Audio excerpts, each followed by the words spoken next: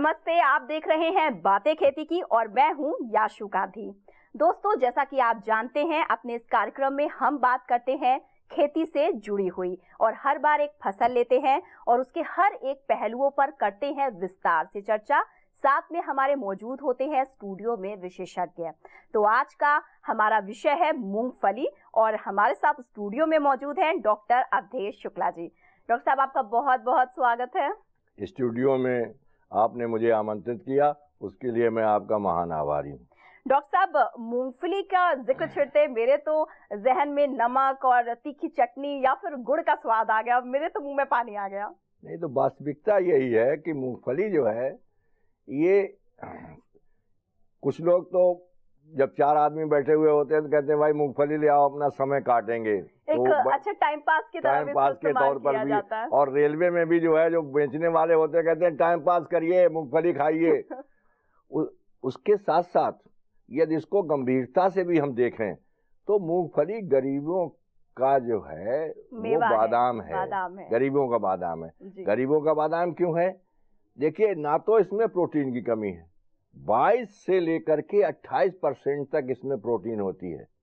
Carbohydrate भी इसमें जो है 10 से 12% तक कार्बोहाइड्रेट पाया जाता है और वसा 48 से लेकर 50% तक पाई जाती है। ये बात भी सही है। इसी के साथ ही हम अभी बात कर रहे थे टाइम पास की, तो हमें बहुत अच्छे से पता है कि ये टाइम पास हम लोगों के लिए जरूर हो सकता है, लेकिन वो किसान जो अपना खून पसीना एक करके इसको बोता है या किसी भी फसल को बोता है, उसको अपना जीविकोपार्जन बनाता है, तो जाहिर सी बात है उसके लिए महज टाइम पास नहीं होता, उसके लिए एक बहुत ही गंभीर विषय होता है। और इसीलिए हम भी अपनी चर्चा को थोड़ा सा गंभीरता की तरफ मोड़ते हैं और बात करते हैं इसकी खेती से जुड़ी हुई।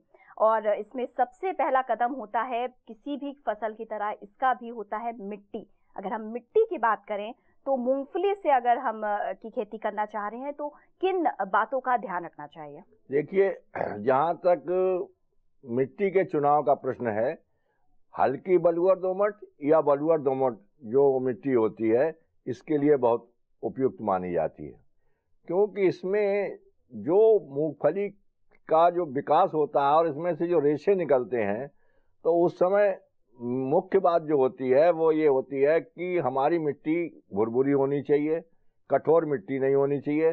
तो बलुअर मिट्टी जो होती है वो ज़्यादा कॉम्पैक्ट नहीं होती, ज़्यादा कठोर नहीं होती है।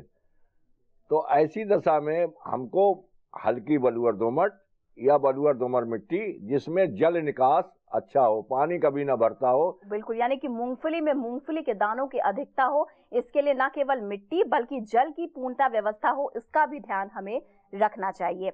बढ़ते आगे, अब बात अगर बीजों की जाए, क्योंकि जाहिर सी बात है कोई भी खेती हो, अगर बीज नहीं बोया तो वो आगे नहीं पनपेगा। तो बीज को लेकर किन किन बातों का ध्यान रखना चाहिए? और एक चीज मैं चाहूंगी कि आप इस पे और प्रकाश डालें कि भारतीय परिवेश में जलवायु के अनुसार यहाँ पर कौन कौन सी खास चीजों को अपनाना चाहिए अगर हम मूंगफली की खेती करना चाहते हैं तो? इसका बीज जो है, तो जैसे और फसलें हैं तो उनके लिए हम कहते हैं कि इतने से इतना किलो बीज जो है आवश्यकता होती है, लेकिन इसमें जो है प्रजाति के अनुसार जो है बीज का जो है चयन किया जाता है। जैसे अगर मोटे दाने की हमारी प्रजाति है जी, तो बीज की मात्रा अलग होगी, छोटे दाने की है तो मात्रा अलग होगी, ज्यादा बढ़ने वाली है तो उसकी मात्रा अलग होगी, कम बढ़ने वाली है तो उसकी मात्रा जो है वो अलग होगी। यानी कि उदाहरण के लिए एक ही फॉर्मूला सब पे फिट नहीं होता, प्रजाति के अनुसार बीज की संख्या का निर्धारण किया जाता है। अब उदाहरण के लिए आप ले लीजिए कि अगर हम चंद्रा वैरायटी को लेते हैं, चंद्रा ये हमारी बहुत ही उन्नतशील वैरायटी है, तो हम 70 से 75 किलो जो है सीड की हमें आवश्यकता पड़ती है। और यदि हम चित्रा वैरायटी लेते हैं तो हमारे 65 से और 70 किलो बीज की आवश्यकता पड़ती है। परंतु जो फैलने वाली वैरायटी है कौशल और प्रकाश, इसमें हमारा 95 से लेकर के 100 किलो तक बीज लग जाता है। कारण क्या है कि जो बोने की हमारी पद्धत है ये पौधे के ऊपर निर्भर करती है। अगर हमारा पौधा ज़्यादा फैलने वाला है तो लाइन से लाइन की दूरी जो है हम जो है कम ज़्यादा करते हैं, तो अब अगर मान लिया हमने चंद्रा बोई है तो 45 लाइन से लाइन की दूरी हम 45 रखेंगे और पौधे से पौधे की दूरी जो है हम 20 रखेंगे। लेकिन इसके विपरीत अगर आप देखें कि अगर हम कौशल बोते हैं तो कौशल में लाइन से लाइन की दूरी हम 30 सेंटीमीटर रखते हैं और पौधे से पौधे की दूरी 10 से 15 सेंटीमीटर रखते हैं। तो जब स्वाभाविक है कि लंबाई लाइन से लाइन की दूरी और पौधे से पौधे की दूरी जब कम हो जाएगी तो बीज ज्यादा लगेगा जी। लाइन से लाइन की दूरी और पौधे से पौधे की दूरी जब ज्यादा होगी तो बीज कम लगेगा जी। तो आप भी इन बातों का ध्यान रखें और बहुत ध्यान से सुने। आप चाहें तो उसको नोट भी कर लें। जिस तरीके से डॉक्टर साहब ने बताया कि अगर आप मूंगफली की खेती करना चाहते हैं तो बीजों की संख्या का निर्धारण उसकी प्रजाति के अनुसार होगा। मैं ठीक कह रही हूँ ना डॉक्टर साहब? बिल्कुल तो आप इसको नोट करिए। तब तक हम लौटते हैं एक छोटे से ब्रेक के बाद, और ब्रेक के बाद भी आपको इससे जुड़ी हुई बहुत सी ज्ञानवर्धक जानकारी डॉक्टर साहब आपको देते रहेंगे। लौटते हैं एक ब्रेक के बाद। मूंगफली के बीज में एक चीज और है कि जड़ों से नाइट्रोजन जो है वो हमारी स्थापित होती है, इसलिए राइजोबियम कल्चर एक आता है। राइजोबियम कल्चर से भी उपचारित करते हैं। तो ब्रेक के बाद एक बार फिर से स्वागत है आपका। आप देख रहे हैं बातें खेती की, और आज की हमारी चर्चा का विषय है मूंगफली। विश्व स्वास्थ्य संगठन की एक रिपोर्ट कहती है कि अगर भारत जैसे देश में या फिर विकसित विकासशील देशों की बात की जाए तो उसमें अगर कुपोषण से लड़ना है तो उसमें मूंगफली एक बहुत ही मददगार जरिया साबित हो सकती है। स्टूडियो में हमारे साथ डॉक्टर अवधेश बने हुए हैं। डॉक्टर साहब, मूंगफली के पोषण की तो बात बीच बीच में चलती ही रहेगी, उसकी उपयोगिता की। ब्रेक में जाने से पहले हम बात कर रहे थे बीज को बोने से लेकर, लेकिन इसमें एक होता है मेडिकल ट्रीटमेंट देना बीज को, उसको उपचारित करना। उस बिंदु पर भी मैं चाहूंगी आप थोड़ा सा प्रकाश डालें। देखिए, जो बाद में कहते हैं कि हमारे खेत में बहुत ज्यादा बीमारियां लग गई, रोग लग गए, उसका मुख्य कारण यही है कि किसान बीज उपचार करने से भूल जाता है जी। किसी भी फसल में जी। जो बीज जनित रोग हैं, बिल्कुल, जो बीज से उत्पन्न होते हैं, उसके लिए बीज का उपचार बगैर किए हुए बोना उचित नहीं है। यानी कि समस्या अपना सिर उठाए उससे पहले ही उसको थोड़ी सी दवाई दे दी जाए ताकि उसकी शुरुआत ही ना हो। हाँ, प्रिवेंशन कहते हैं, prevention is better than cure. बिल्कुल। तो इसलिए ये आवश्यक है कि जो हमारा बीज है उसको थीरम जी, कैप्टॉन, बावस्टीन, ये 3 रसायन हैं। इनमें से कैप्टॉन, बावस्टीन जी, इन तीनों में से कोई भी अगर हमको मिल जाता है तो थीरम 2 ग्राम प्रति किलोग्राम बीज जी, मतलब 1 किलोग्राम बीज के लिए 2 ग्राम थीरम, और थीरम ना मिले कैप्टॉन मिलता है तो 2.5 ग्राम 1 किलोग्राम बीज के लिए, और बावस्टीन है तो 1.5 ग्राम प्रति किलोग्राम बीज के लिए जो है इसको उपचारित करते हैं। इसमें करते ये हैं कि बीज हमने लिया जी, पहले बीज को हल्का सा पानी छिड़क करके हल्का गीला कर लेते हैं, और उसके बाद ऊपर से जब हम उसमें जो दवा डालते हैं तो ये इसमें खूब मिलाते हैं, और मिलाने से क्या होता है कि दवा इसके ऊपर चिपक जाती है जी, और इस तरीके से ये बीज जो है उपचारित हो जाता है। मूंगफली के बीज में एक चीज और है कि जड़ों से नाइट्रोजन जो है वो हमारी स्थापित होती है, इसलिए राइजोबियम कल्चर एक आता है। राइजोबियम कल्चर से भी उपचारित करते हैं। तो इसके लिए करते क्या है कि आधा लीटर पानी ले लेते हैं जी, और उसमें 50 ग्राम गुड़ डाल करके उस गुड़ को खूब अच्छी तरीके से मिला के जैसे शरबत बनाते हैं, ऐसे वो गाढ़ा गाढ़ा शरबत बना लेते हैं जी। और उस शरबत में जो बनाया हुआ घोल है उसमें वो 250 ग्राम का राइजोबियम कल्चर का एक पैकेट होता है, उसको डाल करके और खूब अच्छी तरीके से जैसे लेई टाइप का बन जाता है। अब ध्यान रखने वाली बात यह है कि राइजोबियम कल्चर से उपचारित करने के बाद जी, हमको ये नहीं है कि हमने आज उपचारित कर लिया और हम दूसरे दिन बो रहे हैं। अच्छा। हमको सूरज की रोशनी तेज होने से पहले या तो सुबह या शाम को इस बीज को अवश्य बो देना चाहिए। अच्छा, यानी कि इस बात का खास तौर से ध्यान रखिए कि अगर बीज को उपचारित करने में हम इस प्रक्रिया का प्रयोग कर रहे हैं जो अभी आपने बताया, तो उसमें प्रकाश का ध्यान, जो सूरज की गर्मी है जी, उसका बहुत ध्यान रखें। सूरज की रोशनी ना इस पे पड़ने पाए, छाया में इसको हम रखें और जल्दी से जल्दी इसको बुवाई का हम प्रबंध करें। ठीक है, तो इन बातों का आप भी रखिए ध्यान। और अब हम अपनी चर्चा को बढ़ाते हैं आगे। अब अगले कदम पे किन बातों का ध्यान रखना चाहिए? उसके बाद फिर हमारे पास ये आता है कि हमारी फसल जब जब बढ़ने लगी है तो उसमें हमारे मुख्य बिंदु आते हैं कि हमको इसमें जो है बोते समय कितना हमने इसमें उर्वरक डाला है, कितना उर्वरक हमें बाद में इस्तेमाल करना है। तो जब हम बुवाई करते हैं तो बुवाई के टाइम पर जो है इसमें 20 नाइट्रोजन की इसमें ज्यादा आवश्यकता नहीं होती है, क्योंकि राइजोबियम कल्चर से हमने इसको जो है उपचारित कर दिया है। तो इसमें जो है 20 किलोग्राम नाइट्रोजन, 60 किलोग्राम फास्फेट और 45 किलोग्राम जो है वो पोटास की आवश्यकता पड़ती है। और इसमें जिप्सम मिट्टी को भुरभुरा भी करता है और जिप्सम से गंधक भी प्राप्त होता है, इसलिए 250 किलोग्राम जिप्सम और बोरेक्स 4 किलोग्राम बोरेक्स जो है आवश्यकता पड़ती है। अब प्रश्न ये उठता है कि कौन सा उर्वरक किस समय डाला जाए जी। तो टोटल नाइट्रोजन जितना भी नाइट्रोजन हमारा है, टोटल फास्फेट और टोटल पोटास ये जो है और आधा जिप्सम जी, इतना तो हम बुवाई से पहले ही कूड़ में डाल देते हैं। अच्छा, इतना जो है हमने बुवाई में डाल दिया।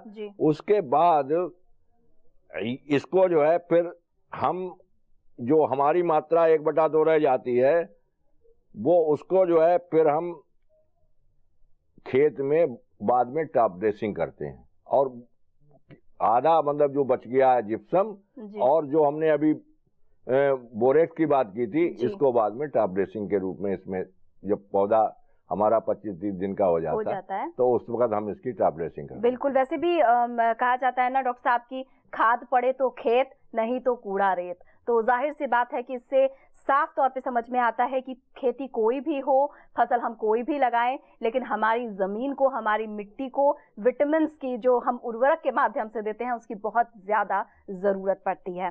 ठीक, अब आगे बढ़ते हैं। इसके बाद प्यास कब लगती है मूंगफली की खेती को? देखिए, मूंगफली में 2 ऐसी स्टेज आती हैं, ऐसे स्तर आते हैं जिस समय पर्याप्त मात्रा में खेत में नमी होना आवश्यक है जी। एक तो जो है जब खूंटियां जिन्हें पैकिंग कहते हैं, जिनको हम कह रहे थे रेशा, तो जड़ों से जो है नुकीले जो है वो पैकिंग निकलनी शुरू हो जाती हैं खूंटियां। यही खूंटियां जो आगे जब बढ़ के डेवलप करती हैं तो इन्हीं में बाद में जो है मूंगफली के जो है पार्ट्स लगने शुरू होते हैं। तो एक तो जब खूंटियां निकल रही हैं तो उस समय अगर मिट्टी हमारी कठोर होगी तो खूंटियां वहीं की वहीं रुक जाएंगी, उसको आगे बढ़ने का मौका नहीं मिलेगा। तो पर्याप्त मात्रा में नमी होने पर मिट्टी कठोर नहीं होगी और उनको अच्छी तरीके से जो है वो खूंटियों को बढ़ने का मौका मिलेगा जी। दूसरा, जिस वक्त फली बन रही है जी, फली बन रही है उस समय जो है दूसरी सिंचाई करना परम आवश्यक है। तो सिंचाई की बात हो गई और इसके अलावा हम और भी बहुत सी बातें करते रहेंगे डॉक्टर साहब। इसके साथ ही मैं अगर आपको बताऊं, जैसा कि कहा जाता है, बहुत से ऐसे शोध कहते हैं कि 1 मुट्ठी बादाम खाइए और दिन भर ऊर्जावान रहिए। वो फॉर्मूला बहुत हद तक मूंगफली पर भी फिट बैठता है। तो अगर आपके पास कुछ नहीं है, आप खेतों में काम कर रहे हैं, आप ऑफिस में काम कर रहे हैं या आप कोई भी काम कर रहे हैं, आप गृहिणी हैं, तो भी 1 मुट्ठी अगर बादाम नहीं है तो 1 मुट्ठी मूंगफली भी आपको बहुत सारी ऊर्जा दे सकती है। तो जाइए फटाफट अपनी ऊर्जा का इंतजाम कीजिए। तब तक हम लौटते हैं एक छोटे से ब्रेक के बाद। मुख्य जो है वो क्राउन रॉट बीमारी है और ये अंकुरित मूंगफली जो है प्रभावित होती है जी। और इसके लिए मैं पहले ही बताया कि ये फफूंदी जनित रोग है, इसलिए बीजोपचार करके ही बोएं। तो ब्रेक के बाद एक बार फिर से आपका स्वागत है और हम बात कर रहे हैं आज मूंगफली को लेकर। मूंगफली के बारे में मैंने आपको बहुत कुछ बताया, लेकिन इस बात का ध्यान जरूर रखें कि सेवन इसका 50 या 80 ग्राम से ज्यादा ना करें, वरना आप मोटापे के शिकार भी हो सकते हैं। तो डॉक्टर साहब, हम लौटते हैं अपनी चर्चा की तरफ। मूंगफली की बात हो रही थी, हमने सिंचाई की बात की, लेकिन एक बहुत ही अहम बिंदु है, वो है खरपतवार। उसके बारे में मूंगफली की खेती को लेकर क्या कुछ ध्यान रखना चाहिए? देखिए, पतवार जो हैं जी। इनको नष्ट करने के लिए हमारे पास दो तरीके हैं। एक तो हम रसायन से खरपतवार नष्ट कर देते हैं, और अगर समय पर हम रसायनों का प्रयोग नहीं कर पाते हैं तो फिर खुरपी के द्वारा जो है हम निकाई गुड़ाई करके खरपतवारों को नष्ट करते हैं जी। तो अगर हम रसायन के द्वारा हमको खरपतवार नष्ट करने हैं जी। तो हम जैसे ही मूंगफली की बुवाई करते हैं तो मूंगफली की बुवाई करने के तुरंत 1 या 2 दिन के अंदर ही पेंडामेथिलीन 3.3 लीटर को लेकर 700 से 800 लीटर पानी में घोल करके जी। और खेत में छिड़क दें जी। लेकिन इस बात का ध्यान रखें विशेष कि यदि आपने मूंगफली के जमने के बाद अगर इस दवा को छिड़का तो जितना बीज जम चुका है ये सब नष्ट हो जाएगा, आपकी फसल पूरी नष्ट हो जाएगी।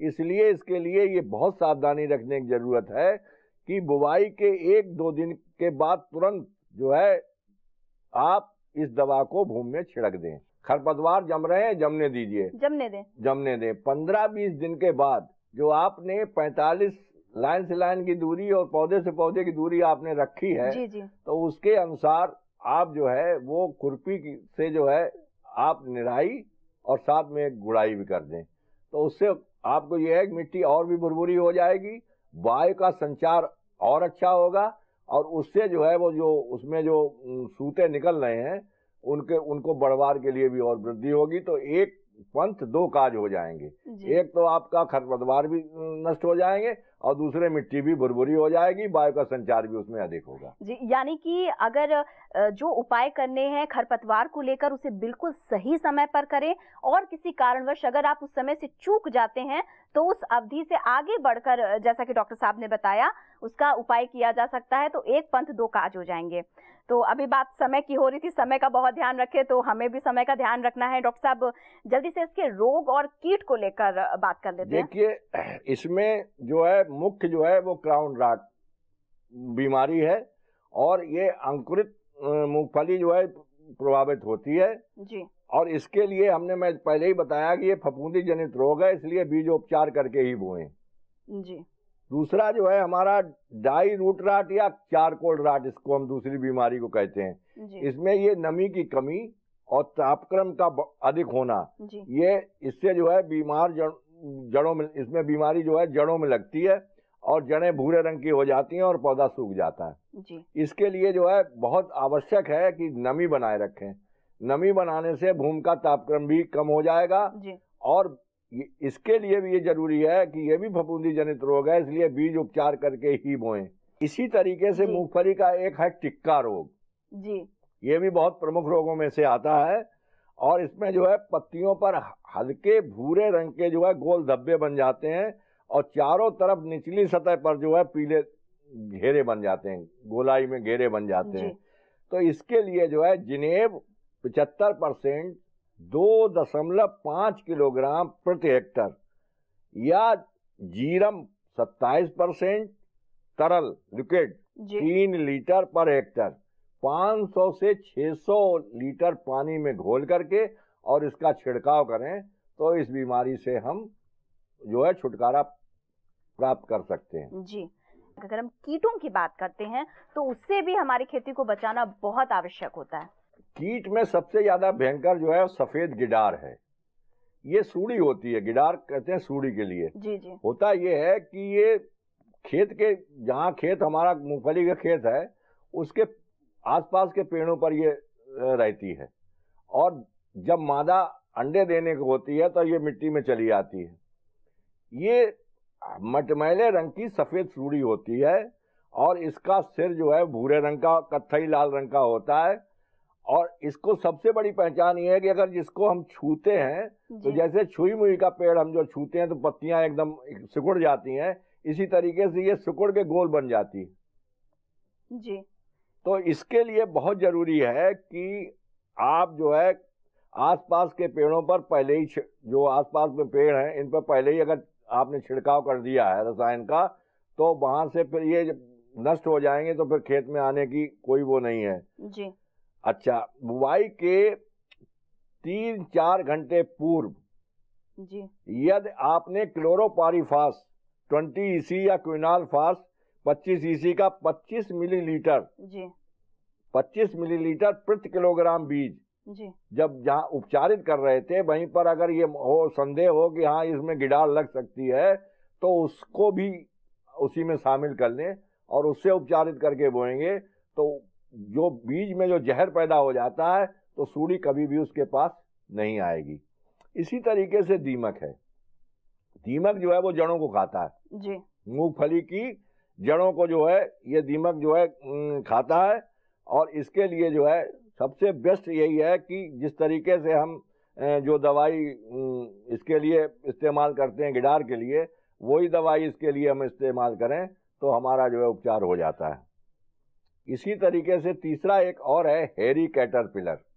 तो बालदार सूड़ी हिंदी में इसको हम कह सकते हैं कि ये बालदार सूड़ी है जी। और ये लगती कब है जब फसल 40-45 दिन की जब हो जाती है तो पत्तियों की निचली सतह पर ये अपने अंडे देती है जी। और अंडा देने के बाद ये अगर हम पत्ती को हटा करके पीछे देखें तो हम गिन नहीं सकते, इतना ज्यादा झुंड होता है और उसमें से ये जो है इसमें से जो है सूढ़ियां निकलती हैं, छोटी छोटी सूढ़ियां, और वो खेत में जो है फिर माइग्रेट कर जाती हैं। यानी अगर सूक्ष्म विश्लेषण करें तो खेती की बात हो या कोई और बात हो, जीवन के किसी भी पहलू की बात हो, समस्या पहले से पता लगाई जा सकती है और उसका समाधान भी किया जा सकता है। बातें बहुत सारी हैं, बहुत कुछ जिज्ञासाएं हैं, लेकिन वक्त की कमी है तो फिलहाल अभी के लिए इतना ही हमारे आज के अंक में। डॉक्टर साहब आपका बहुत बहुत धन्यवाद। तो इसी के साथ हमारे आज के अंक में केवल इतना ही। जाते जाते एक बात मैं आपको और बता दूं, अगर आपको चाहिए अपनी त्वचा बहुत ज्यादा लचीली, चमकदार और मुलायम तो भी आप मूंगफली का सेवन कर सकते हैं या फिर मूंगफली के तेल को खाने में इस्तेमाल कीजिए और फिर देखिए इसका जादू। तो आज के हमारे संग में इतना ही। अगले बार फिर से हम बातें खेती में किसी नए विषय पर, किसी नई चर्चा के साथ आपके सामने हाजिर होंगे। आज के लिए इतना ही। नमस्ते।